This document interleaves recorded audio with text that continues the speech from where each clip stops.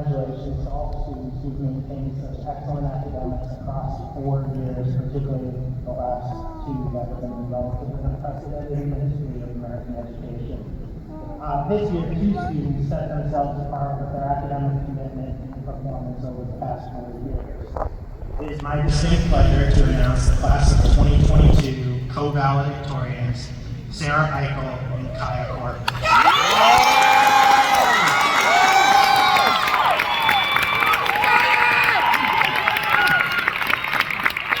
Let's go, Kayah!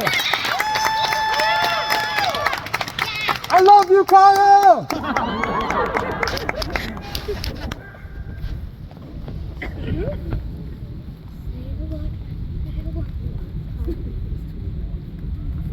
Wait, what?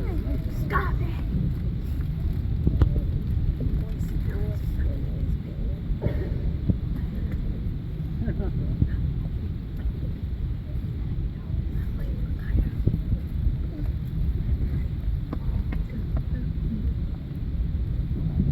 I do have one part of the script that I should read.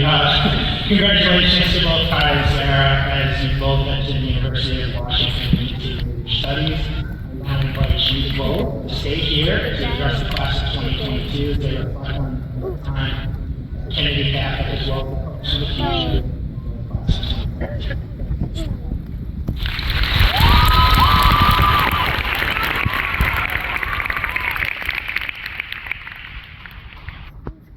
Good evening, everyone. Welcome, parents, guardians, grandparents, Lancer family and friends, and members of the class of 2022. My name is Sarah Eichel. My name is Kayah Corbin. And we're honored to give this final address to our fellow seniors. To preface this speech, we've decided to come clean to all of you. To honor our habits this year, in a typical valedictorian fashion. We procrastinated writing this to the very end. However, in our procrastination, Kayah and I have spent numerous hours together, talking and reflecting on what impactful message we wanted to leave with our class. So, we decided to tell you about our favorite childhood stories. Unfortunately, I'm not the biggest fan of books. My sincerest apologies to the English department, but there is one that has always stood out to me, The Shark in the Dark. This lovely tale is about an ingenious squid who protects helpless prey from a ferocious shark who hunts for food near the dim-lit surface of the ocean floor. When the shark rushes toward what he believes is a distant silhouette of a fish, he begins to realize that it only grows bigger and bigger and bigger. This ginormous creature threatens to eat the shark, sending him into a frenzied flee. The reader then learns that the figure was not actually a large fish, but rather an assortment of various marine animals positioned in such a way that formed the shape of a large whale to deter the shark. It was an ingenious plan, all organized by an ingenious squid. As a child, my favorite book was called Miss Rumphius. The plot centers around Miss Rumphius, who as a girl dreamed of traveling the world and settling down in a house by the sea. Her grandfather assigned her to the task, in addition to her life aspirations. She must do something to make the world more beautiful.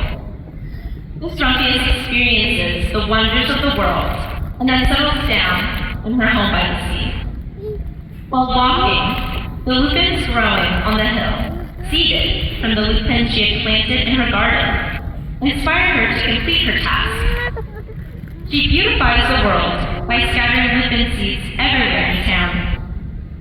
Then, the next spring, they all bloom in an array of blue and purple and rose-colored flowers for everyone to enjoy. Now, Mr. Peck and my fellow AP Environmental Science students may be thinking, how is the planting of an invasive species a beautiful thing? But this is a children's book, and we must give Miss Rumphius a break, since I'm sure she did not have the pleasure of being in AP Environmental Science like we did. I truly hope that Sarah and I impress you English teachers out there with our breathtaking literary analysis and summation. But I promise you that our fourth grade book reports do have a purpose. Although our favorite childhood books are vastly different, there is something that connects them to each other. Both contain an underlying universal lesson about the importance of thinking beyond oneself. In my case, it is through the squid intervention that animals are saved, and their lives therefore better.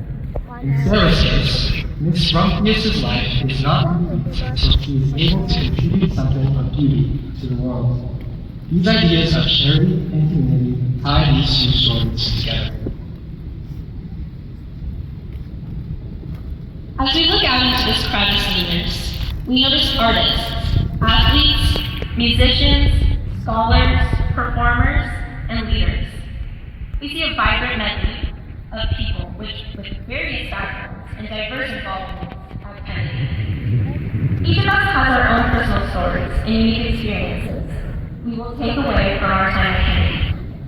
Like the comparison between the shark and the dog, and his Rumphius, there may not seem to be any clear or obvious commonalities between us, yet we two share an underlying connection. All these common threads that connect us go beyond the superficial paranoia of being posted on one of many Kennedy Catholic parody Instagram pages, or our shared universal disdain for those horrid hot pink hall passes. First, on a practical note, we all share in the academic aspects of being a Kennedy student. It would be remiss of us if we did not acknowledge the quality of education that we have all received.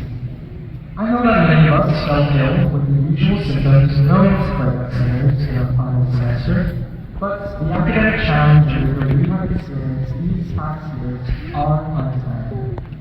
Every late night spent studying or frantically trying to meet that infamous midnight graduation ceremony has culminated at this moment and will serve as good practice for us as we pursue further education.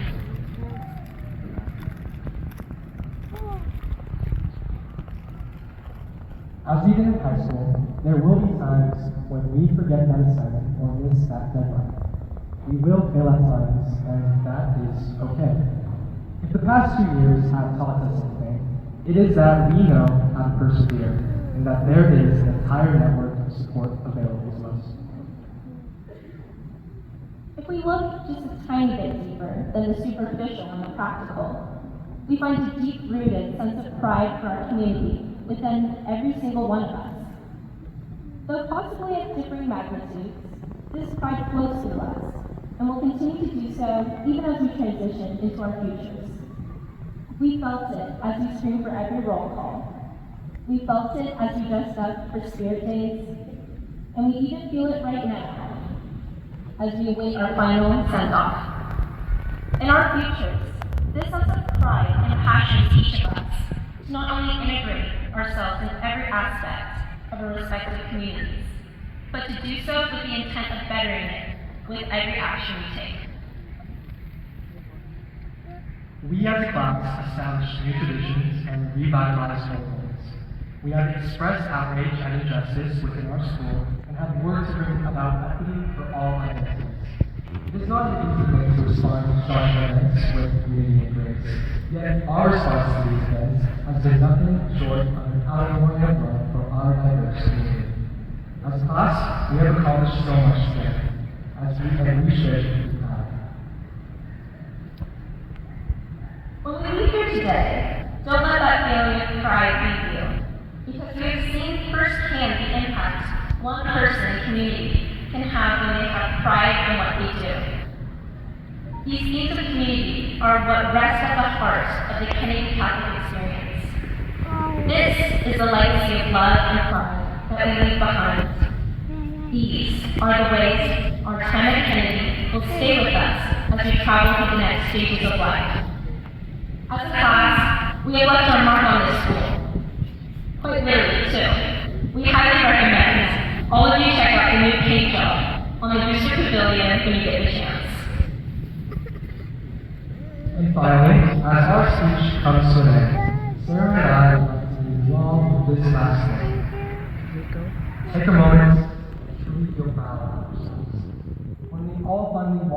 to this stage of bulky grounds and ill-fitted tasks, ignore the awkwardness and allow yourself to feel fulfilled and content, because you deserve it. Your friends, family, teachers, and supporters are all proud of you. You should be proud of you. So, go out into the world and act for the good of others beyond yourself. Be a Miss Rumphius. Be an ingenious squid. Thank you, and congratulations to the class of 2022!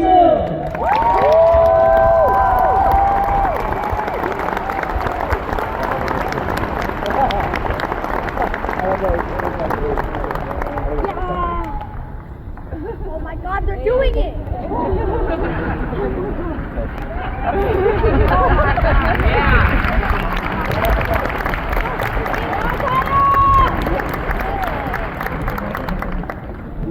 Thank you, Sarah and Kayah. A sincere congratulations to you both for a job well done throughout your time here at Kennedy Catholic.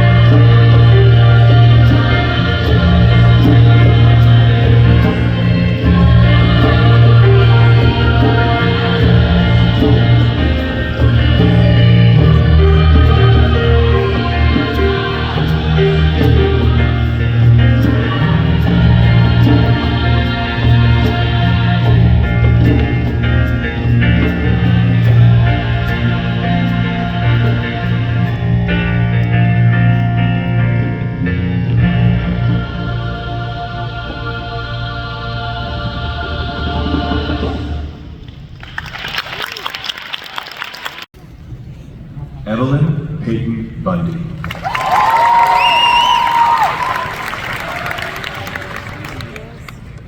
Amalia Rosa Brentano.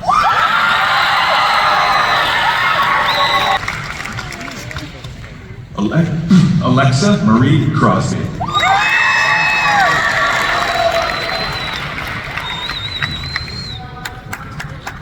Kayah Giovanni Corpus.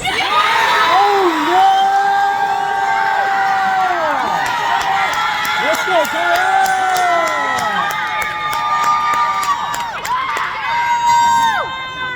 Nat Soon Dang. James Patrick.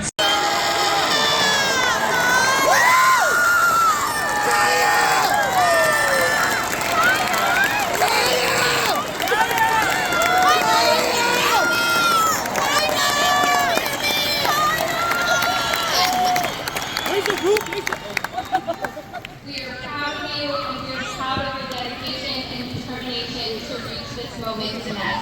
At this time, I now invite the class of 2022 to officially mark themselves as graduates of Kennedy Catholic High School by moving their tassel from right to left.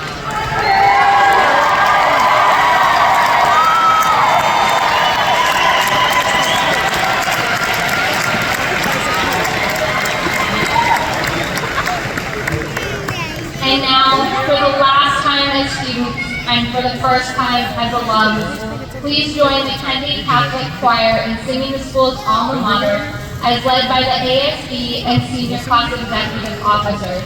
I ask Avery, Jackson, Alexa, Laude, Rocky, Grace, Elaine, Jasmine, Kayah, Eric, and Sophia to please come forward.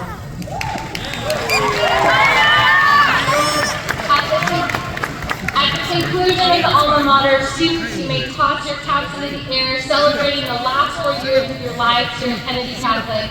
Family and friends, you are invited to join the graduates outside the front doors for photos after the recessional. ASB and senior executive officers, take it away.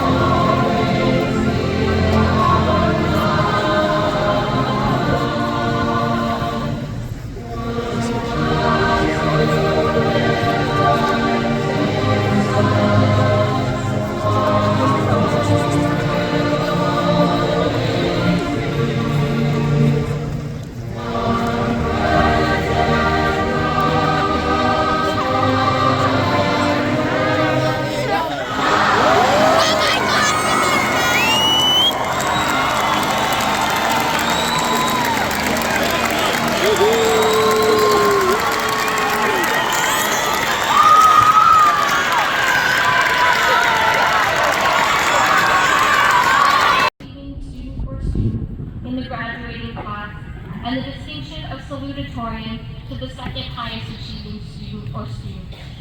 Before recognizing this year's academic award winners, Kennedy Catholic would like to recognize all graduating students who earned a 3.5 GPA or higher during their high school careers. Graduates of the Blue Honor Cord, please stand.